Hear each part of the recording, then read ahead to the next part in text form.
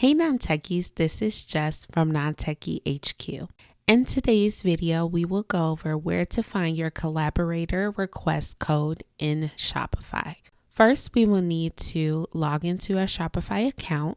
Next, we will go to settings.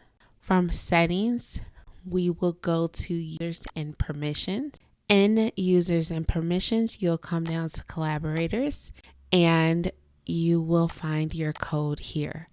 You can also generate a new code by click generate a new code, and then you can share this code with the collaborator. This is useful when you are hiring a Shopify expert. They will need this code to connect to your store. And if you wanted to turn off of this collaborator request code, you can click anyone can send a collaborator request.